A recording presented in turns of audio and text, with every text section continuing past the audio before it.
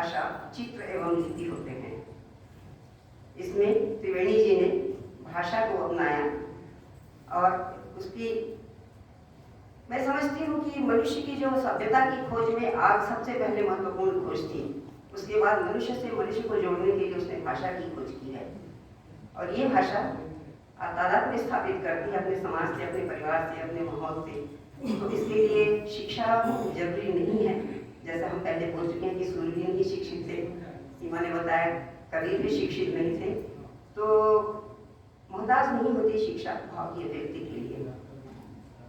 एक छोटे से कस्बे की निवासी त्रिवेणी जिनके किन्हीं कारणों से शिक्षा दीक्षा नहीं हो पाई, आश्चर्य की बात उन्हें अपनी सारी रचनाएं मुखाग्र हैं।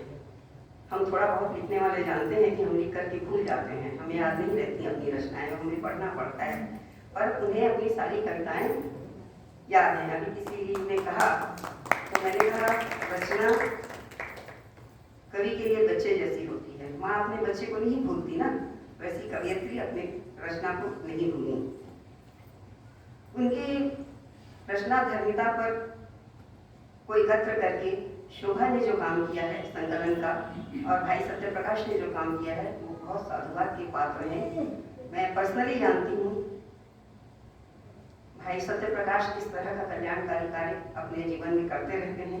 बहुत पहले उन्होंने मेरी पुस्तक जिजीविषा लेकर के बेलूर मठ में बंटवाई थी, तो ये अच्छा प्रयास है, लोगों के लिए अनुकरणीय है, उसके लिए मैं उनकी सराहना करती हूँ। कहा जाता है जीवन में सुख दुख कोई भी व्यर्थ नहीं जाता। त्रिवेणी जी के जीवन के साथ जीवन भी इन्हीं सबके बीच से गुजरा। पति के जाने के बाद शिक्षा के अभाव में हजार जन्मों का उन्होंने सामना किया, पर वे टूटी नहीं। उन विपरीत परिस्थितियों से उपजी वेदना ने उन्हें कवि बना दिया। संग्रह में उनकी प्रथम कविता पर 15 कविताओं पर विचार रखने का मुझे अनुरोध किया गया है। पहली कविता है मन लगाए रहिबे संगी हरि के भजन में मन लगाए रहिबे। यह कविता जीवन समय में चित्त को शांत रखने के लिए आध्यात्मिकता को एक बड़ा संबंध निरूपित करती है, जो सही भी है। मानव जीवन कर्म प्रधान है, तो यह कविता जीवन के सारे कर्मों के बीच से ईश्वर से अपने उद्धार का गुहार रही है। कवियत्री का पूरा जीवन ग्रामीण परिवेश में गुजरा, इसलिए नहीं दिखाई गवई गांव में इस मशीनी युग में गांव के बदलते स्वरूप पर उन्हें चिंता है। पेड़ काटे जा रहे हैं, तालाब काटे जा रहे हैं, पुरानी चीजें भंदई गदरी मक्की झुमा गैती कुदाली मर पर इहाड़िया कोड़े राखन जीत कोठी ढाबा बुल्ली मितानी जमारा सब गायब है, ऊपर से महंगाई की मार। और कविता फैशन की जंग में वह आप आज की पीढ़ी को खरी खरी कहते नजर आती हैं, अब आपने सुना भी। और सिर्फ एक शब्द अड़जंग का उपयोग कर उन्होंने आज के फैशन की कड़ी खोलकर रख दी है। जो छत्तीसगढ़ी भाषा की सरसता से वाकिफ हैं वो समझ सकते हैं कि अड़जंग में क्या क्या समाहित हो सकता है। तो जहाँ उटपटांग रूप सज्जा और अशालीन परिधान उनके मन को गहराई तक व्यथित कर जाता है। ऐसा पानी एक हास्य प्रधान कविता है, जहाँ बारिश से हुई घर की दुर्दशा पर ठेठ छत्तीसगढ़ी शब्दों का उपयोग कर हास्य उत्पन्न करने की कोशिश की गई है। आंचल के आंसू देश और समाज के लिए समर्पित कविता जो वर्तमान समय की विसंगतियों को उद्घाटित करती है। एक वक्त दिलों के बलिदान से गौरवान्वित हैं, तो उसी के समानांतर देश के युगों में बढ़ती शराबखोरी, दुष्कर्म और दहेज पर करारा प्रहार करते हुए वे दहेज के दाग को मिटाने का आह्वान भी करती नजर आती हैं। सुनने पर उसी ग्रामीण जीवन में नारी प्रताड़ना का चित्रण है। यह दुर्भाग्य है कि नारी समानता का विचार सिर्फ शहरों तक सीमित रहा है। गाँव ही क्यों, जहाँ जहाँ भी शिक्षा है अशिक्षा है, वहाँ नारी प्रताड़ना अपेक्षाकृत ज्यादा है। यह कविता स्त्रियों से पशु तुल्य व्यवहार की कथा है। कविता मोर गाँव ग्रामीण संस्कृति को पुनः ढूंढने का प्रयास है, जिसमें नीम पीपर के छैया, माटी के घर, गोबर लिपाया भीना, दूध दही कोठी धान फरा मुखिया, कुड़िया खपरा छानी गोरिया चूहे पानी, कोरा धरती के कोरा मेचका झेंगरा कोलिया केकरा, इन शब्दों की सरसता सुंदरता और कवियत्री के जुड़ाव को वही समझ सकता है जिसने इनके बीच अपना जीवन गुजारा हो। मोर देश के सुखर रंगना बताती है कि देश प्रेम के अभिव्यक्ति के लिए बड़ी बड़ी बातों एवं कार्यों की जरूरत नहीं होती। अपनी जमीन अपनी संस्कृति की सुंदरता से गौरवान्वित होकर भी देश प्रेम व्यक्त हो सकता है। कविता दिवाली विभिन्न भावों के दीपक हैं, जिनमें समस्त जन अमीर गरीब सभी की खुशहाली का चित्रण है। कविता छत्तीसगढ़ भूमिया अपनी जन्मभूमि का गौरवगान है, जिसमें मातृभूमि की वंदना के साथ पर्वों परंपराओं का उल्लास है। कविता बच्चे बूढ़े सभी के अच्छे बड़े बुरे पक्षों का वर्णन कर त्रिवेणी संगम एवं छत्तीसगढ़ की माटी को प्रणति के साथ विराम लेती है। यह कवियत्री की दृष्टि की सजगता का प्रमाण है। मन होते उदासी नितांत वैयक्तिक व्यक्ति है। निजी पीड़ा से उपजी कविता बताती है कि जीवन सभी एक जगह एक जैसा ही रहता है। कृषक परिवार या संपन्न शहरी परिवार हो, दाम्पत्य में जीवन साथी की प्रतीक्षा एवं उसे गंवाने का गम हर परिवार में एक जैसा ही होता है। साग भाजी की लड़ाई में हास्य का पुट है, जैसा आपने अब सुना। सब्जियों के देशी नाम का यथा रमकेलिया, चुटचुटिया, पताल आदि का उपयोग कर बारी बकरी उनके विकास के हास्यास्पद रूप को दर्शाते हुए ठेठ भाषाचार की चाल में कीड़ा परे कहकर हास्य उत्पन्न करने की कोशिश की गई है। अपने समय से जुड़ी एक कस्बे की रहवासी कवियत्री की नज़र देश की सबसे बड़ी समस्या जनसंख्या पर ही है। कवियत्री जनसंख्या नियंत्रण के महत्व को दर्शाते हुए आसपास के लोगों को नियंत्रण हेतु प्रेरित करती है। जय जय कृष्ण कन्हैया छत्तीसगढ़ में दिवाली के समय राउतों में काछन चढ़ने एवं राउत नाचा के दौरान उनके वेशभूषा का चित्रण है। काछन वह परंपरा है जिसमें राउत समूह में बाजे गाजे के साथ नाचते गाते आते हैं और सबसे पहले माली के मवेशी घर का पैर तोड़ देते हैं, जिसका उल्लेख कविता में है। उस दिन कोठे में पशुओं की देवता सबड़ा देवता तथा कृष्ण स्वरूप मानकर राउतों की पूजा की जाती है। कविता के छत्तीसगढ़ के नगरिया छत्तीसगढ़ के पढ़े लिखे बच्चों का कृषि कर्म में रत होने का बयान करती है, पर चुहल भी करती है, यह कहकर कि पढ़े हवरे संगीत संगवारी तबोले हवा अनाड़ी। हमारे यहाँ छत्तीसगढ़ में कहावत है, पढ़े हम फिर पढ़े नहीं, मतलब अनुभव नहीं है। शब्द से इसका शब्द ज्ञान तो है लेकिन अनुभव ज्ञान नहीं है। उसी को लेकर के कवियत्री कहती हैं कि पढ़े लिखे हमारे संगीत अबोले हवा नाड़ी। कवियत्री अपनी कृषि संस्कृति से पूर्णतया अभिभूत है, इसलिए इस कविता में नगरिया, बैला, टोटा में घंटी, बबुल के छेहा, ददरिया, रोटी, बाती, महरिया जैसे शब्द अनायास अपनी जगह बना देते हैं। इन शब्दों से जुड़े जीवन सुख का शहरी जीवन कल्पना भी नहीं कर सकता। यह त्रिवेणी जी के काव्य संग्रह की प्रथम 15 कविताओं के संबंध में मेरे विचार हैं। सार रूप में कहें तो कविताएं आध्यात्मिकता, अपनी संस्कृति, अपनी मिट्टी एवं अपने समय से जुड़ी कविताओं का गुलदस्ता है। अंत में मैं यही कहूँगी कि गुजरो जो बाग से कुछ दुआ करो, जिसमें खिले हैं फूल वो डाली हरी रहे। मैं शुभकामना व्यक्त करती हूँ कि त्रिवेणी जी की काव्य रचना का सदैव प्रति पूर्ति रहे एवं उनके भाव भाषा संप्रेषण के त्रिवेणी सतत प्रभावमान रहे। आपने मुझे बोलने का अवसर दिया, मैं सुनाई जी, मैं आप सभी की आभारी हूँ। धन्यवाद। जय राजीव, जय छत्तीसगढ़।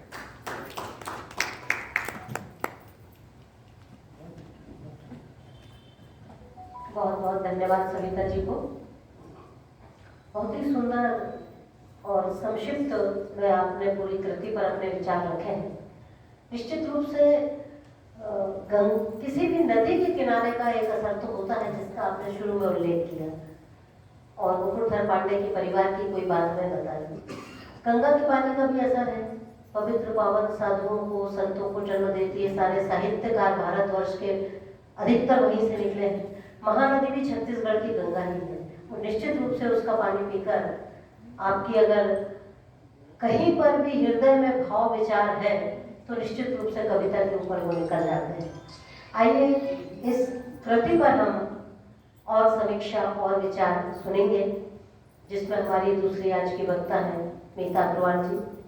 मैं कवियों की एक बात आपने और बहुत अच्छी नेत्रों के संबंध में कही थी कि नेत्रहीन जब अपनी पूरी भाव प्रवणता के साथ किसी बात को अंदर से सोचता है तो देखने वाला भी उतना आंतरिक रूप से नहीं देख पाता जितना वो केवल अनुभव से देख लेता है।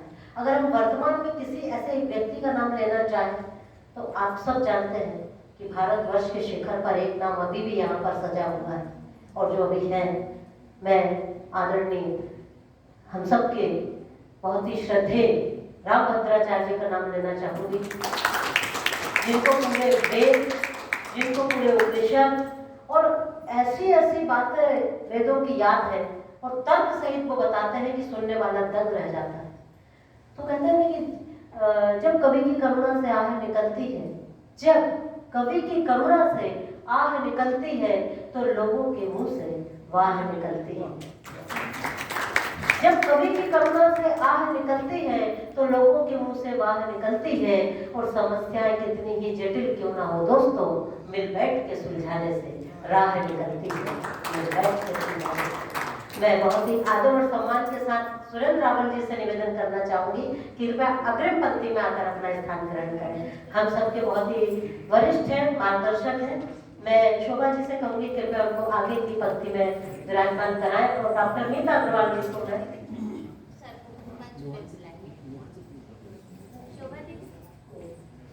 मैं डॉक्टर मीता अग्रवाल जी को विचारों के लिए सादर आमंत्रित करती हूँ कि कृपया वो आए और आज की इस पावन कृति में उसको कहना चाहूंगी बादल उठे रहते करिया, इस पर अपने विचार व्यक्त करेंगी। हम तालियों से मीता जी का स्वागत करें।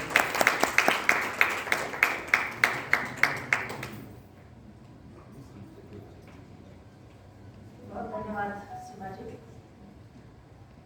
सर्वप्रथम माँ वीणा पानी को मैं नमन करती हूँ।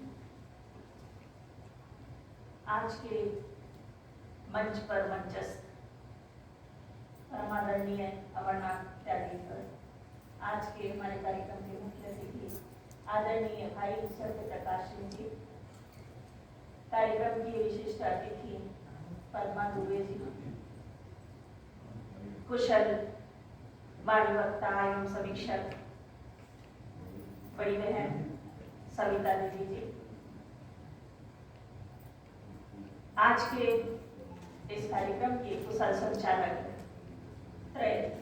आदरणीय सीमा जी, आदरणीय अनिल भैया, आदरणीय सुनील भैया, यहाँ उपस्थित परम आदरणीय रामेश्वर शर्मा जी, सुरेंद्र भैया जी, आदरणीय डागर सर, आदरणीय सिंह सर, जगदलवी भैया, राजेंद्र भैया और सभी मेरे साहित्य प्रेमी, साहित्य रसिक, मैं सभी का जो है वंदन और नमन करते हुए आज मुझे इस मंच पर आमंत्रण देने वाली आदरणीय मेरी छोटी बहन शोभा मोहन श्रीवास्तव जी का हृदय तल से मैं जो है आभार व्यक्त करती हूँ। जब वे मुझे अनायास एक कार्यक्रम में मिली और कहा कि मैं यह एक पुनीत यज्ञ का कार्य में इसे समझती हूँ कि जहां लोग अपनी वाणी से अपने लेखन को, अपनी भाषा को लिए हुए जी रहे हैं, उन्हें जीवंत करने का, उन्हें लेखनबद्ध करने का जो ये उन्होंने यज्ञ आरंभ किया, उसमें एक संविधा देने का काम, एक आहुति देने का काम में हम जो है शामिल हुए। उन्होंने मुझे कहा कि बहनी ते छत्तीसगढ़ी बोलबे, वो मुझे और अच्छा लगा। इसलिए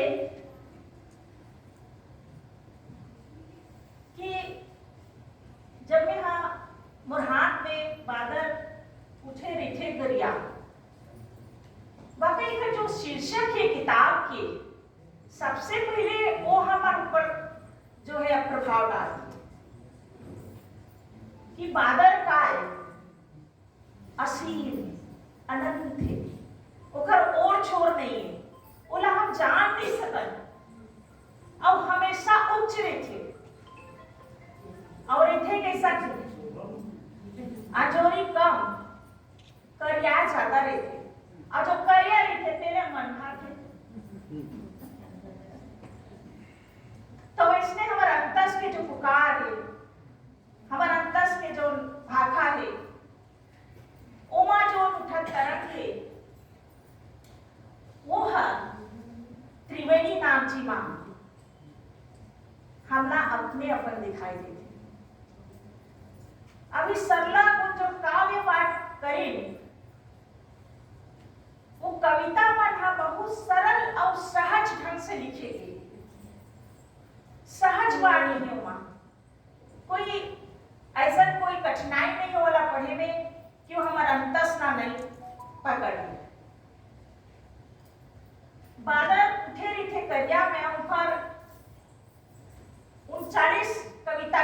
समाये ओला संग्रह किए गए हैं। एकर शुरुआत के जो विष्ठ ने ते मोल बोले बर शोभा बहिनी की से तो मैं मुख्य ऊपर अपन विचार व्यक्त करूं कि त्रिवेणी नाथ के जो छत्तीसगढ़ी कविता है बादल उठे रिथे करिया ये मन के जोरन एक कविता मन फकत मन को धाय बर नहीं लिखा है। एक कविता मन में 3 तरह के बात मन दिखाई दी।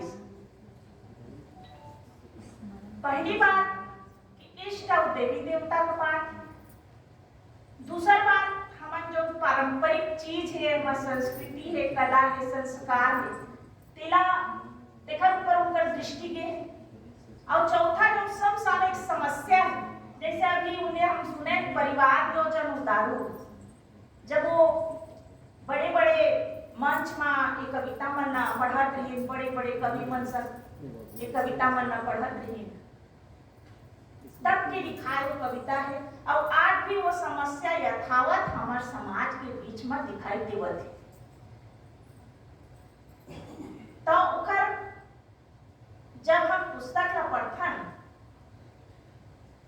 देशभक्ति, गांव, अध्यात्म, समाज, कला, संस्कार और आधुनिकता के समसामयिक समस्या तेमा फैशन घरो शामिल हो गए।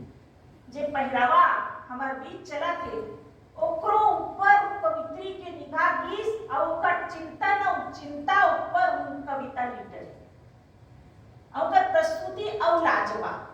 अभी हम सब सुने हैं ना ओकर साखी।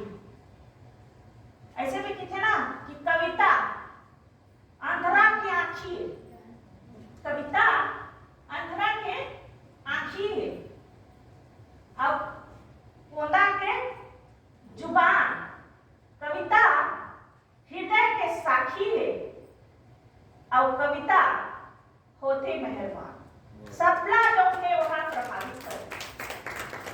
तो कविता में ताकत है कि जोड़ भी हम कहा था वो सबले वहां हमला जोड़ते और जोड़ के अपन साथ हमला अपन साथ डुबाते और ले चलते वहां जहां वो कवि हमला ले जाना चाहते।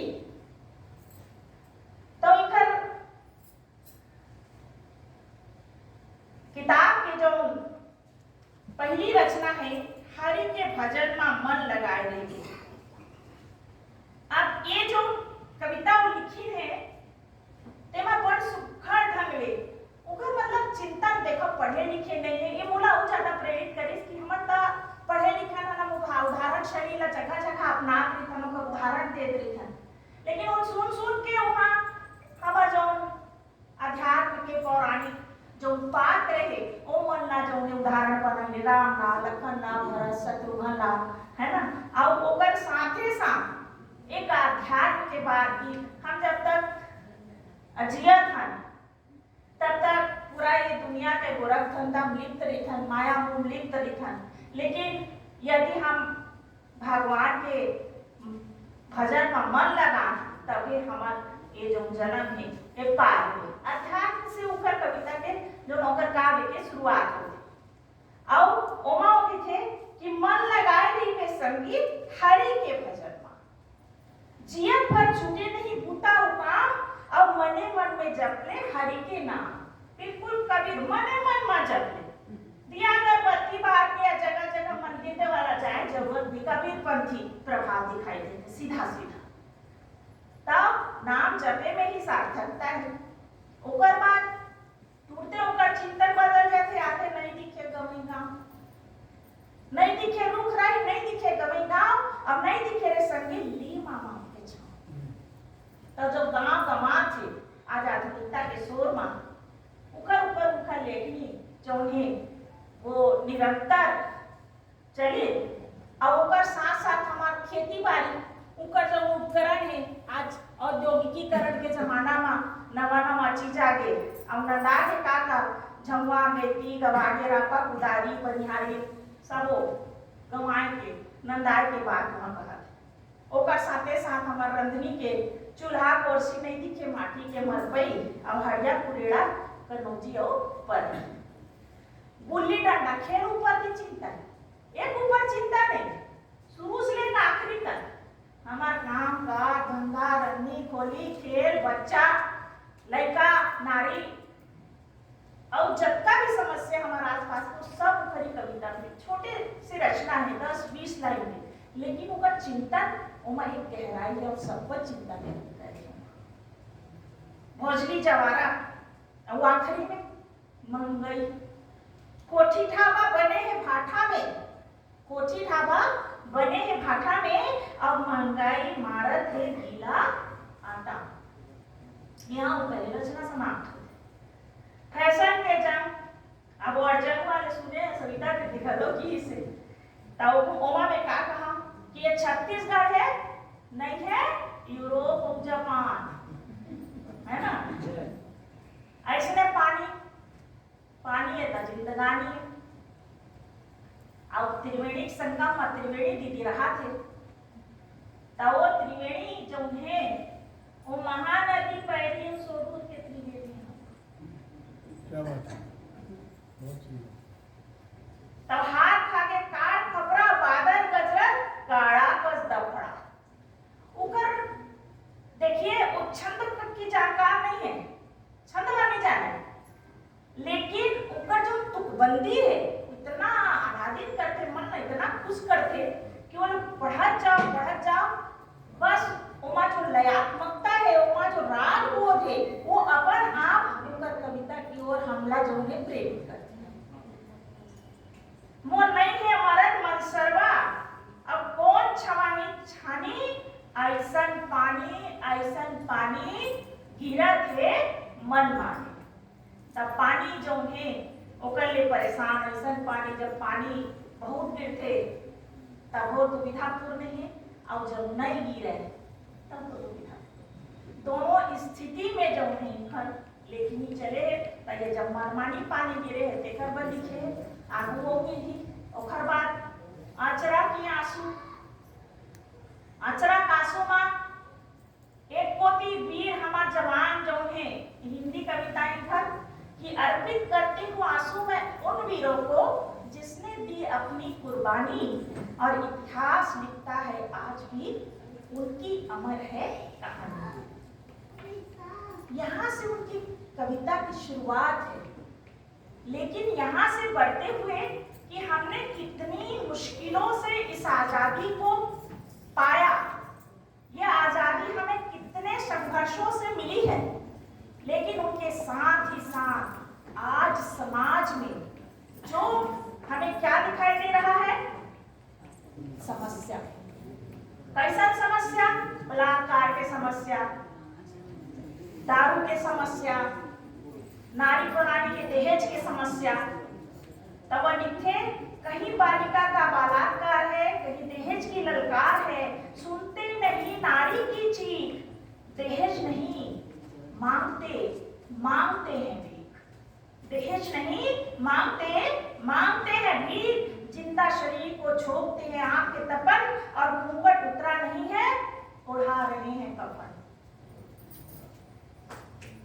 तो मिटा दो आह्वान उनके हृदय का आह्वान देखिए नमन करती हूँ मैं त्रिवेणी नाम जी की अंतस की वाणी को कि वो कहते हैं कि मिटा दो भारतवासियों इस दहेज का दाग उनकी यादों में आंखें हो जाती है नम जिसे आंचल में समेट लेते हैं हम जिसे आंचल में समेट लेते हैं सुन ले पड़ोसी घर के हाल अभी हमने सुना तो इसमें उन्होंने अपनी चिंता दारू सर्वप्रथम नशाखोरी पर ही व्यक्त की है ओकर बाद हमार जो छत्तीसगढ़ के गांव में उखर कोठी में दूध दही धान ये सबको भरा है खाली धान नहीं है सब चीज की संपन्नता है हर तरह के अनाज की संपन्नता है और एकरे से की वह कहते कि अड़बर सुहावे लाखड़ी चला के होरा और 4 महीना चौमास निक लागे धरती दाई के गोरा मेचका, कोलिया, गेकरा, झेंगरा सब ऊपर ऊपर दृष्टि के है और बहुत सुंदर ऊपर कविता है। मोर देश के सुघर रंगना, मोर देश के सुघर रंगा बाहर लिपे और धरे फूट और अड़बड़ सुघर आवे चारों फूट। छरर छरर आवे छन कोनो डहर ले गरेरा आंधी और ऐसे देश ला सवारन चलो संगी साथी काबर की लहरावत है झंडा तिरंगा और अड़बड़ सुघर है मोर आंगना। जब मोर ख्याल से एक कविता तब लिखी हुई जब हर घर में हमन ला ये अधिकार मिले कि हम हर घर में झंडा फहरा सकते हैं। तब हर घर आंगन के में जो झंडा फहरी मोर ख्याल से तभी ये विचार पर मन में आए हुए। आगू कविता में वो दिवाली में बधाई देते, छत्तीसगढ़ भुइया वो लोग प्रणाम करते, यहाँ के टूरी बर चुकी और टूरा बर पोरा और गेड़ी और खो खो कबड्डी भौरा बाटी। ये खेल के जो चिंतन है वो इधर कविता में दिखाई देती। फिर हम यही में उज्जैन एम बाहेन एम पोसायन अब कहाँ नंदा फिर चिंता का चीज की चिंता कि चोरहा लबड़ा पर शासन है बुद्धिमान पर है आसन। चोरहा लबड़ा पर शासन है और बुद्धिमान पर आसन है और राजी में मोर ग्राम तीन नदिया के है संगम धाम। तो वही मुहे विरासते और मुहे सुख पाते काबर कि हर तरफ जो है आज चोरी चकारी बेईमानी लूट खसोट शासन तंत्र जौन भी है ओमा जो भी बात चलत है ओकर बर चिंता जौन है वो जाके करते। और मन होते मोर उदासी बादल उठे रहते करिया जो उनकी शीर्षक है आप ओकर जुबान ले सुने हम अभी तो हा बहुत ही जौन है बतरस असन लागिस उमा जो रस वो है सो हम सब भीजे हैं तब छटके रहते रे चंदैनी और नींद आवे नहीं पहली तब आते रे संगी सुरता हा तो साग भाजी की लड़ाई परिवार नियोजन ये सब ला अभी हम सुने हैं। और आखिरी माँ फिर कहते जय जय कृष्ण कन्हैया अलिन गलिन में ग्वाल पाल नाचे दमकत है दमा दफड़ा और ओरछा छानी लगुने नहीं मारा भड़ा बढ़े खपरा। उनका जो शब्द संयोजन है ना वो तो इतना मजेदार लगते मुला कि कहाँ ले आते जो शब्द समृद्धि है जो छत्तीसगढ़ी के जो टिपिकल शब्द है जो अपना दात है जो हमन भी नहीं जाना उस शब्द ले मन परिचित होए के अवसर मिली से किताब ला पढ़े के बाद तब वो ज्ञान और समृद्धि में वृद्धि होई। एकर संगे संग एकर जो कविता है वो कविता में कुल मिला के जो भाव पक्ष है वो इतना ज्यादा सबल है कि हमारा अंतस ला छूटे और हमारा अंतस ला छुए के साथ साथ एक छाप छोड़ के जाते हमला प्रेरित करते कविता लिखैया मन ला कि आज यदि हम लिखे पढ़े नहीं हैं लेकिन यदि विचार कर सकत हन तो आत्मा ले हम जो हमारा अंतस ले जो हम बोली जो निकालत हन जो भाखा ला गढ़त हन ओला भी हम साकार कर सकत हन यदि हम ला शोभा मोहा श्रीवास्तव असन कोनो संगी मिल जाए।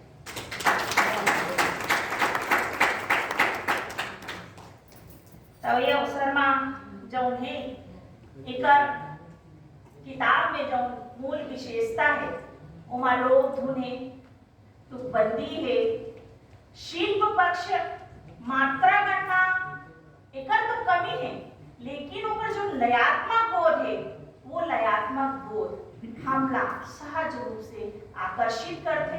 जरूरी नहीं है कि हर कोई के छंदबद्ध रचना रहा लेकिन उमा लय के जो निर्वाह होते वो निर्वाह में त्रिवेणी नाम जी के सानी मोर ख्याल से कोई नहीं होगी जे कौन कितना और का जो प्रस्तुति है काव्य प्रस्तुति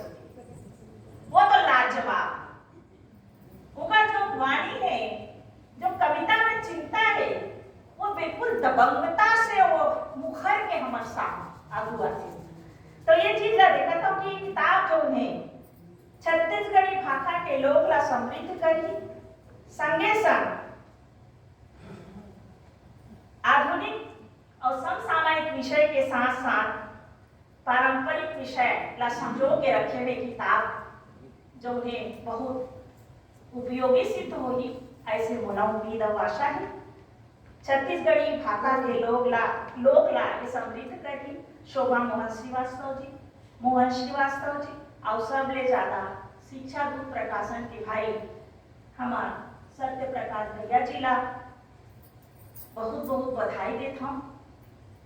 काबर कि ऐसा व्यक्तित्व ला बुलाए माँ जो उद्यम करी नहीं वो दूसर नहीं कर सके और उनकर आखर ले दोस्ती करवा के वो लिखवाई और बहुत बड़े काम मोर पर तो यज्ञ असर लगी भाई कि बहुत बड़े यज्ञ के काम करे, जैसे यज्ञ करे पुण्य मिलते तो इसने ऐसा अंतस के पुकार ला लिपिबद्ध करना एक यज्ञ देखा। अंत में यही कहूँ कि इनका सरल सहज अभिव्यक्ति और छत्तीसगढ़ी के प्रति जो बरोबर न्याय होते वो न्याय के नाम त्रिवेणी नाम जी निभाए उनकर व्यक्तित्व जरा केवल गाय पर और अर्थ लिखना नहीं जाने, पढ़ना नहीं जाने, आखर नहीं जाने, फिर भी विधाता के आगे उनकर जो अभिव्यक्ति के कर्तव्य ओला आज हमन सब जन सोचे देखा था और उनकर पुकार ला उनकर आवाज में हमान आज सुना था वो हमारे अंतस ले जुड़ा थे। साहित्य के लोक में मलखे के शान में मया और दुलार में जिंदगी देवैया आज के स्वार्थपरक दुनिया में कोनो नहीं है। एक बार फिर से मैं शोभा मोहन जिला और शिक्षा दूत प्रकाशन के भाई सत्य प्रकाश जिला बहुत बहुत धन्यवाद देता हूँ, आभार देता हूँ। कुछ गलती होगी तो क्षमा करूँ। बहुत बहुत धन्यवाद।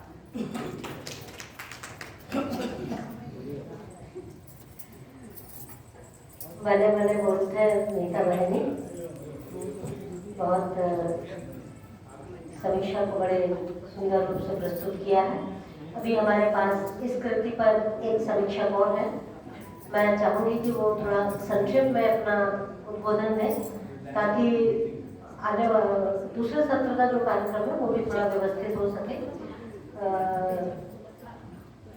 डॉक्टर मीता अग्रवाल जी ने पूरा विस्तृत रूप में समीक्षा रखी है, तो एक बात तो निकलकर दोनों वक्ताओं को सुनने पर आपके सामने स्पष्ट है कि आदरणीय त्रिवेणी नाथ जी ने अपने जीवन में जो अनुभव किए, उनके अंदर जो संवेदनाएं हैं, उनके अंदर जो भाव का एक बहुत ही आविरण सागर है, वो इतना सशक्त है कि बिना छंदबद्ध होने के बाद भी, मात्राओं की गणना की गिनती में कुछ थोड़ी बहुत त्रुटि होने के बाद भी उनका इतना मुखर और प्रखर वाणी का इतना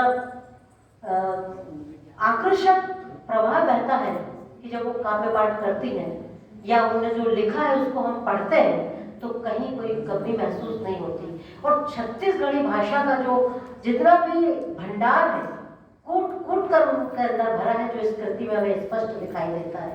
तो आइए संक्षेप में मैं दीपाली जी को आमंत्रित करती हूँ कि वो इस कृति पर अपने विचार रखें और हमारे बीच उपस्थित आदरणीय त्रिवेणी नाथ जी की इन दो समीक्षकों की समीक्षा के बाद हमारा एक काम तो बनता है कि एक बार जोरदार तालियों से हम उनका फिर से स्वागत करते हैं।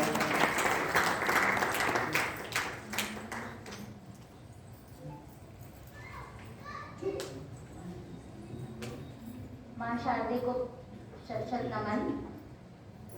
मुख्य अतिथि आदरणीय सत्य प्रकाश जी, विशिष्ट अतिथि राजेश अग्रवाल जी जो कि अभी तक मुझे लगता है कि अनुपस्थित हैं, विशिष्ट अतिथि पद्मा दुबे जी, अध्यक्ष आज के आचार्य रामनाथ त्यागी जी और आदरणीय सुरेंद्र रावत सर जी, नागर सर और भी सारे महेश ठाकुर सर और बहुत सारे सभी विद्वजनों को मेरा अभिवादन है।